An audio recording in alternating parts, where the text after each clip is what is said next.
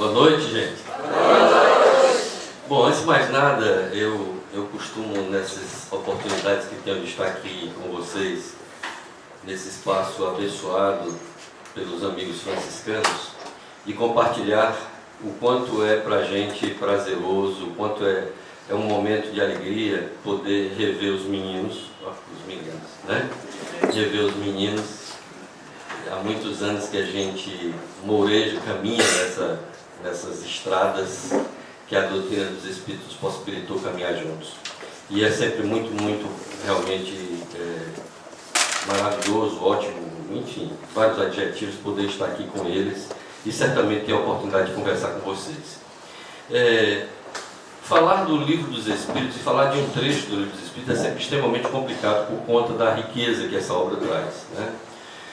E eu fiquei pensando como é que eu podia trilhar esse caminho com vocês de uma maneira menos árida e sem cair numa abordagem doutrinária no sentido mais pejorativo do termo, e fiquei tentando pensar possibilidades. E de fato, para mim é muito complicado me postar dentro de um determinado caminho fechado desde o início, sem permitir que as coisas possam ir acontecendo. Entretanto, hoje em particular, eu resolvi tentar elaborar um pouco um roteiro. Certamente não vou ficar muito nele, acaba desviando por um lado ou por outro, buscando outros atalhos, mas vou tentar seguir um roteiro, até pela questão mesmo de dar a oportunidade para a gente pensar junto algumas questões. E para isso eu quero começar pensando mais distante e tentando fazer pequenos recortes temporais até chegar ao nosso momento presente. Nesse sentido, eu fico imaginando o seguinte, que num passado muito remoto, é bem provável que o conhecimento, e dizem os estudiosos, os historiadores, que era assim, então suponho que seja de fato assim, que no passado mais remoto o conhecimento ele era unificado. Então o que hoje nós temos tão fragmentado era junto. Então nós não tínhamos essa separação, por exemplo, entre ciência, filosofia, arte e religião. Essas dimensões estavam integradas, elas eram juntas. E era relativamente fácil alguém ter um certo domínio sobre esses conhecimentos, por mais amplos que eles fossem. Diferentemente de hoje, quando a gente não dá conta sequer de um pequeno trecho de alguma dessas áreas do conhecimento humano. E, na verdade, foi necessário, até para potencializar um processo evolutivo, porque quase sempre quando a gente começa a falar sobre isso, a gente começa logo a criticar que a humanidade, de repente, degringolou e fragmentou tudo. Eu penso que nós estamos evoluindo, sempre, como diz a doutrina dos Espíritos. Então, nesse sentido, mesmo que aparentemente nós tenhamos involuído quando geramos a fragmentação do conhecimento como hoje se tem e se dá, eu imagino que o objetivo maior foi potencializar o crescimento de cada um e cada um de nós, já que o conhecimento não seria mais possível ser abarcado por todos em toda a sua plenitude. Então, em certa medida, a ideia da espiritualidade, quando possibilitou que o conhecimento se fracionasse, era uma ideia interessante, mas sempre na perspectiva de que mesmo fracionado estivesse conectado, juntos separados, né? Ou separados juntos, se é que vocês me podem imaginar o que eu estou querendo dizer com isso. Então, nesse sentido, a civilização humana chega a um determinado ponto em que ela se confundiu com um projeto de espiritualidade, de maneira tal que aquilo que deveria trazer um processo de crescimento potencializou uma agudização das separações entre os seres humanos. Então, nós não apenas separamos o conhecimento, como nós fomos nos separando uns dos outros, umas das outras. E isso é algo tão sério que quando o Tom nos convida, por exemplo, a nos conhecermos e nos saudarmos, é sempre algo que não é tão simples, né? É sempre algo um tanto quanto complicado. Olhar nos olhos da pessoa que está ao seu lado, olhar nos olhos de alguém, é sempre muito difícil, né? E a gente vai perdendo essa capacidade de olhar nos olhos, de abraçar de verdade, né? Um abraço verdadeiro. Quase sempre quando a gente vai abraçar, a gente já vai pensando no momento de sair fora, né? Ou seja, é um abraço em que a gente está desesperado para não abraçar, né? Então, mesmo aquele abraço carinhoso é um abraço fugidio, a gente não se segura nele. E o abraço, ele implica em coração com coração. Então, na verdade, o abraço devia ser dado, de fato, coração com coração. Então nós fomos desaprendendo muitas coisas nesse movimento, claro, aprendendo outras, mas desaprendendo algumas. E quase sempre esse desaprendizado está ligado a esse fracionamento que a realidade nos possibilitou ter, né? De tal modo que a gente foi se separando uns dos outros, umas das outras. Nós fomos nos separando e de uma maneira muito drástica, de tal modo que, por exemplo, nessa sociedade em que vivemos hoje, nós temos a desumanização como um processo natural, né? Muitas vezes nós tratamos as outras pessoas como se não fossem pessoas, como se não fosse gente. E nós tratamos porque nós nos acostumamos a tratar desse modo. Então chega um ponto das nossas bobagens em que a espiritualidade precisa nos alertar, né? E isso aconteceu. Então, se no período do século, um século que gerou a modernidade, vamos dizer desse modo, um século que gerou essa sociedade que hoje está tão gravemente marcada na vida da gente, naquele momento em que a gente pode traçar alguns detalhes que nos chamam a atenção historicamente, por exemplo, as invasões, as grandes invasões marítimas, que para alguns é as grandes descobertas marítimas, as grandes navegações marítimas. Então as grandes invasões marcam na história da humanidade um momento em que houve essa separação e uma hierarquização do ser humano. Então nós classificamos o ser humano em pretos, né, começando de baixo para cima na visão que se instituiu, né, pretos, amarelos, vermelhos e brancos. Então nós começamos a hierarquizar os seres humanos a partir de raças. Nós começamos a separar a humanidade como se a cor da pele definisse a qualidade do ser humano ou do espírito que ali habita.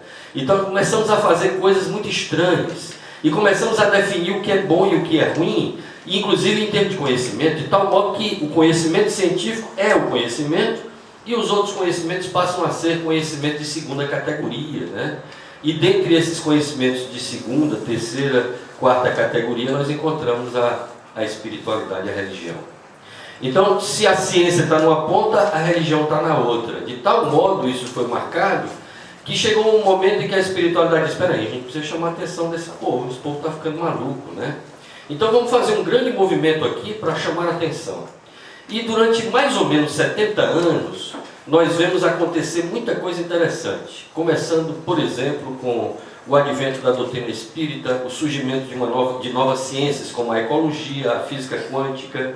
Tudo isso aconteceu dentro de um tempo de mais ou menos 70 anos. E isso acontecia exatamente para chamar a atenção da humanidade, que essas separações, elas deveriam existir apenas no sentido de nos possibilitar aprender com elas, e não começar a acreditar que isso era verdade. A gente hoje está levando tão a sério essa mentira que a gente pensa que é verdade, que as coisas são separadas, que as pessoas estão separadas, que nós não estamos interligados. Nós começamos a acreditar tanto nessa mentira que a gente olha para pessoas e acha que tem uns mais, outros menos do que a gente. E essa separação se deu de tal modo que alguns valores fundamentais foram colocados como secundários. Por exemplo, a amorosidade. O amor se tornou uma palavra piegas, né? uma palavra fora de sentido.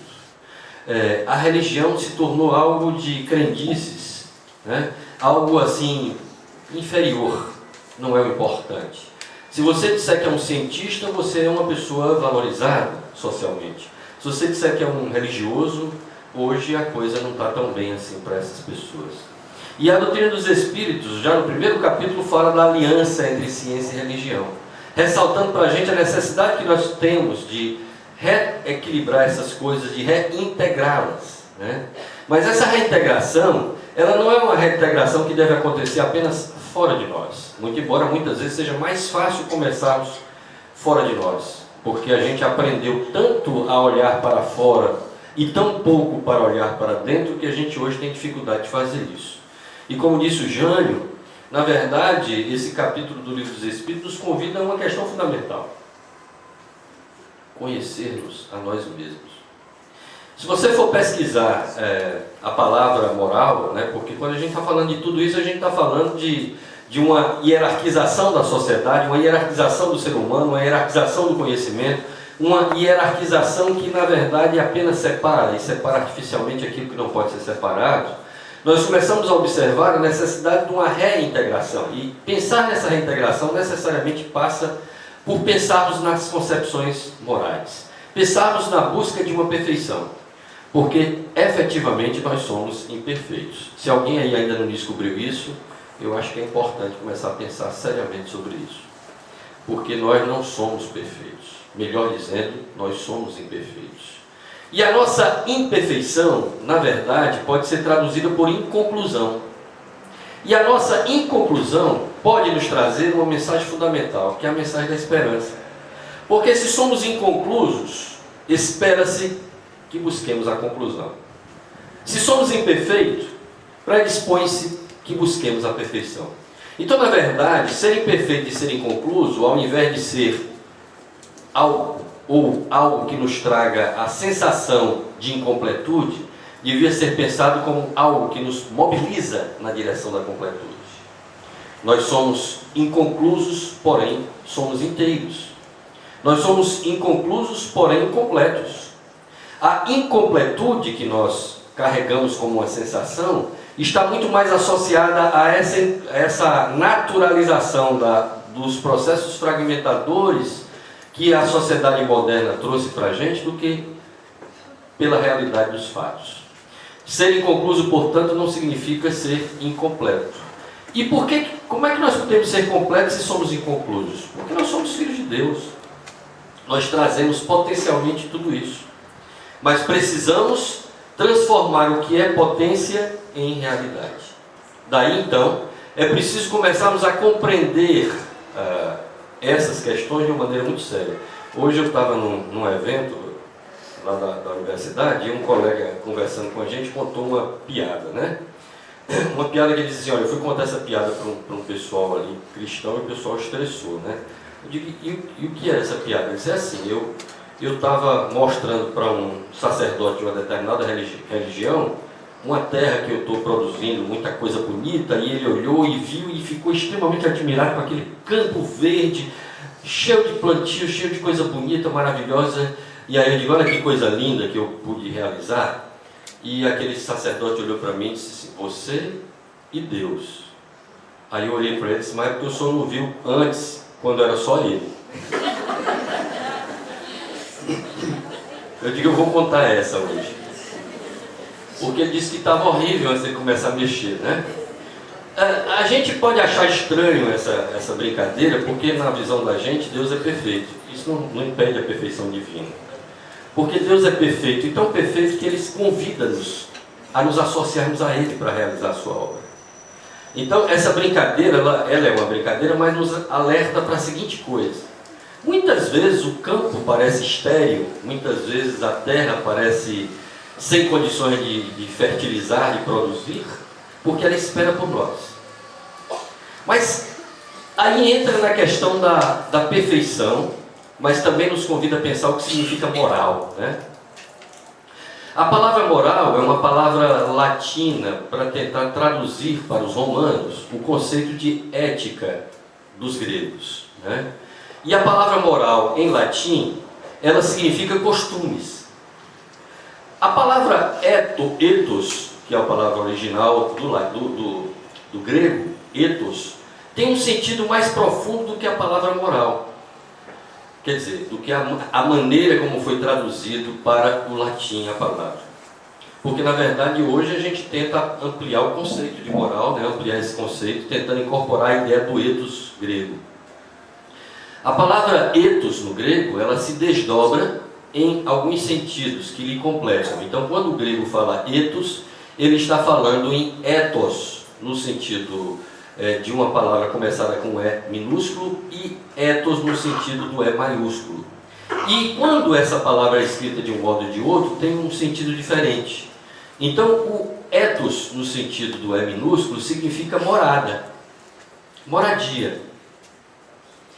Ethos, com E maiúsculo, significa padrões, padrões de comportamento, padrões de convivência. Em outras palavras, ethos significa bem viver na morada, ou seja, a junção desses conceitos. Então, quando os romanos tentaram traduzir, eles não conseguiram incorporar essa ideia, porque eles ficaram apenas na dimensão da externalidade, a dimensão dos comportamentos ou dos padrões de comportamento em torno da morada. Por isso é que quase sempre quando a gente fala em moral, nós estamos falando num conjunto de códigos, né? Um conjunto de códigos que orientam o bem viver, entre aspas, ou uma convivência sadia. Para os gregos, ethos significa bem viver, que também tem um outro sentido.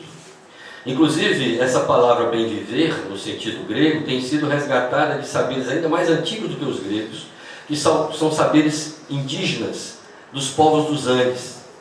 Para os povos dos Andes, a palavra bem viver, que eles chamam de sumakousei, tem um sentido ainda mais profundo, que seria, traduzindo para o português, mas uma tradução muito primária, o bem viver compartilhado.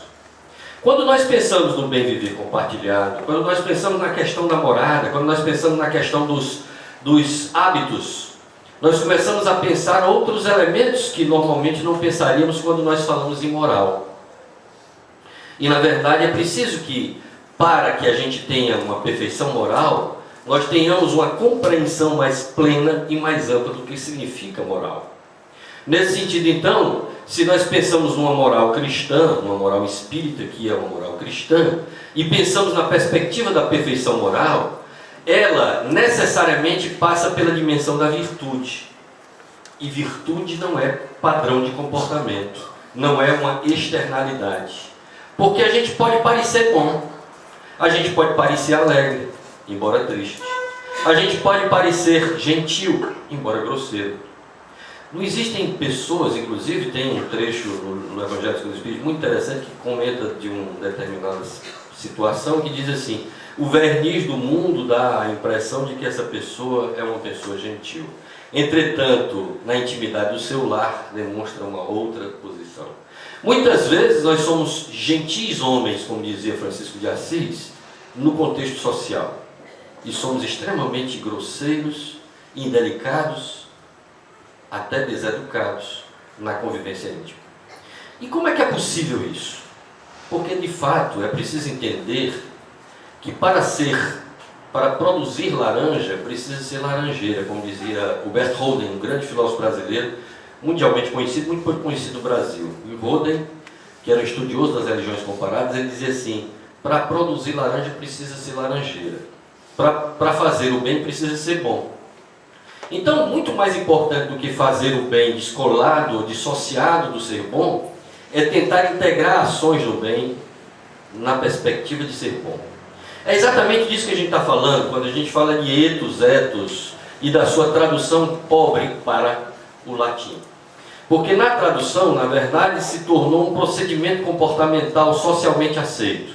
Então a gente fica preocupado por não parecer racista quando é. A gente procura não parecer elitista quando é. A gente procura não discriminar quando discrimina.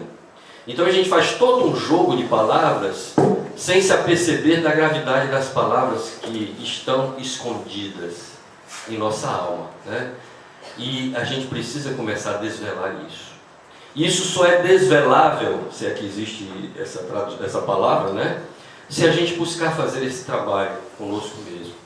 Entendendo que as nossas ações, elas precisam ser corroboradas por uma consciência integrada.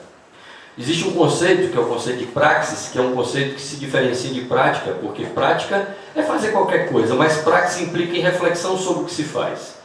Que nos convidaria, enquanto espíritas, ou enquanto aprendizes, ou enquanto pessoas intencionadas no bem, que quer ser melhor como pessoa, que quer ter uma vida mais equilibrada, que quer ter uma vida com mais, eu não vou dizer qualidade, porque qualidade de vida está associado a todo um conjunto de estigmas sociais, né, em que eu preciso me dar bem, mas o resto se exploda. Enquanto que o conceito de bem viver associado a essa concepção de ética está relacionado assim: eu sou capaz de bem viver se eu compartilho meu bem viver com as pessoas. Se eu compartilho esse bem viver no sentido de potencializar o bem viver para as outras pessoas.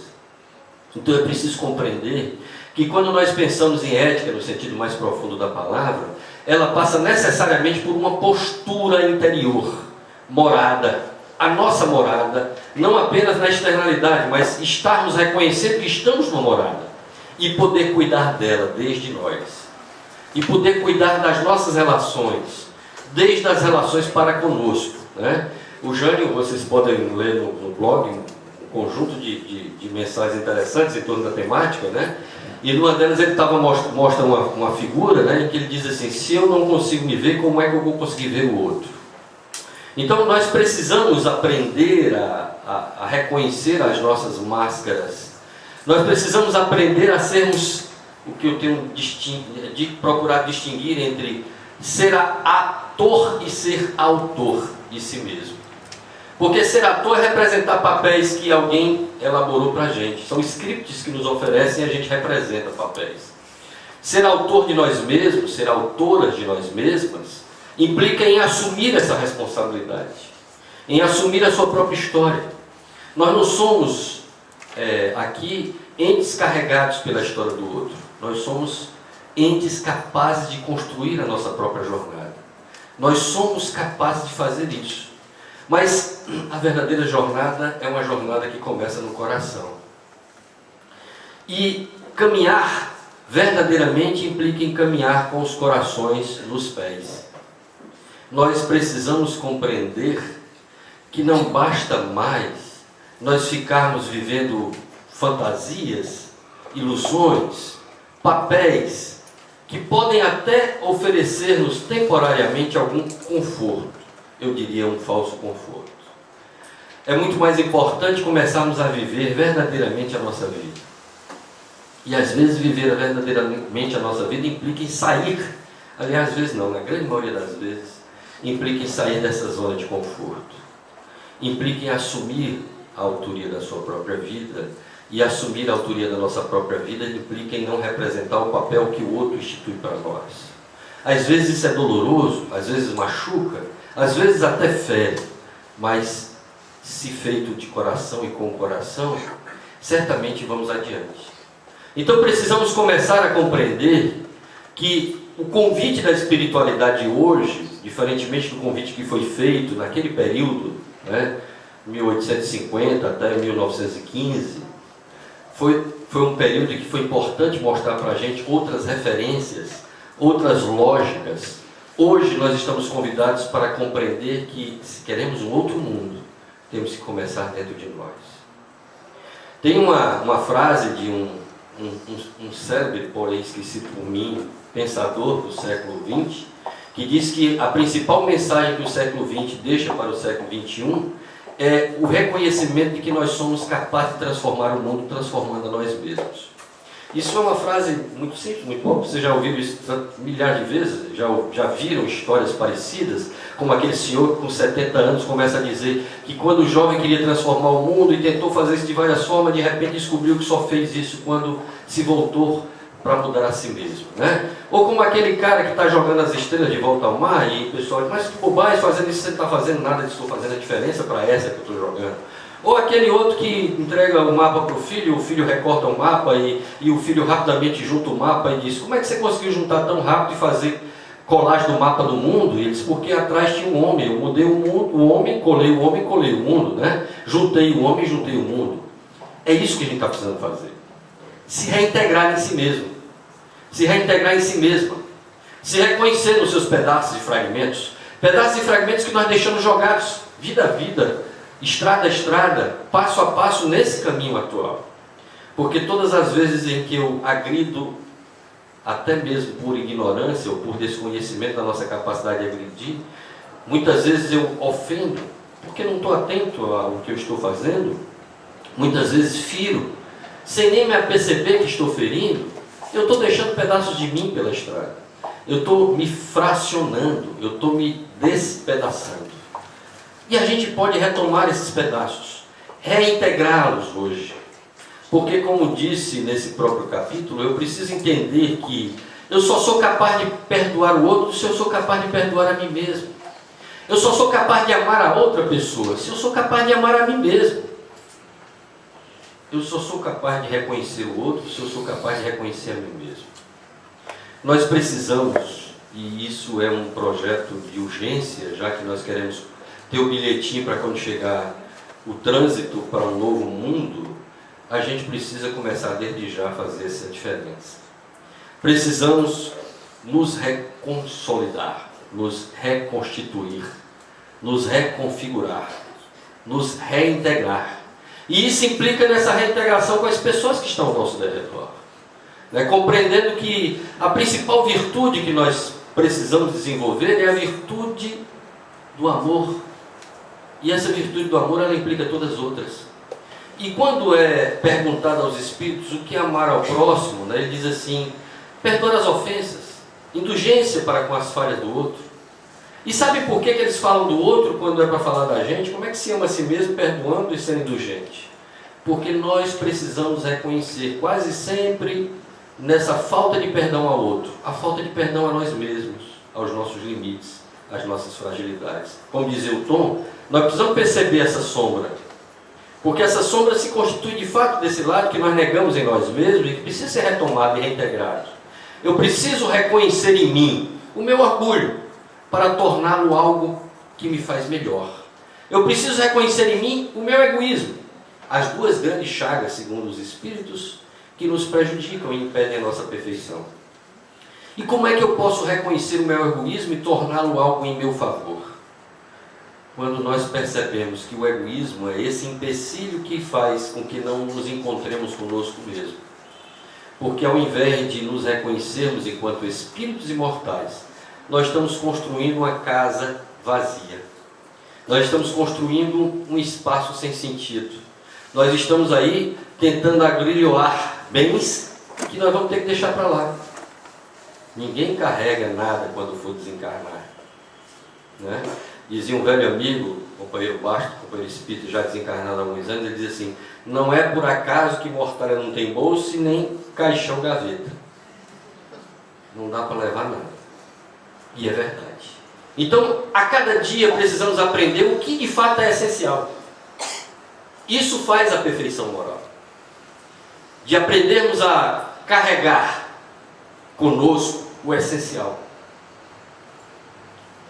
Precisamos reconhecer, como dizia Saint-Exupéry, o essencial é invisível aos olhos, porque o essencial a gente porta no coração. Precisamos entrar em contato com essa condição nossa de seres amorosos que somos e ainda não percebemos, e poder exercitar o amor destemidamente, porque hoje um dos grandes empecilhos para a nossa perfeição moral são os medos. Os medos que colocaram na cabeça da gente. Precisamos retomar esses valores. Precisamos reconhecer-nos como seres verdadeiramente amorosos. Dentro dessa perspectiva, a perfeição será uma decorrência. Porque o mais importante não é estar correndo atrás da perfeição, não, gente.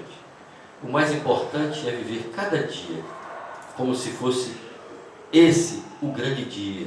Porque de fato é ele o grande dia. Não é à toa que se chama presente. O presente de Deus para cada um e cada um de nós. Então vamos tornar esse presente valendo, como diz, assim, no sentido de que vamos fazer valer esse presente. Vamos entrar em contato conosco no aqui e no agora, porque esse é o momento que é capaz de nos tornarmos pessoas mais alegres, pessoas mais satisfeitas, pessoas mais plenas, mais conscientes da sua imperfeição, mas reconhecendo nessa imperfeição um motivo constante de continuar a caminhar. Eu gostaria de convidar vocês, para fechar a fala, já passando da hora, né? Pois é. Convidar vocês a ficarmos de pé um instante e tentarmos abraçar de verdade alguém agora.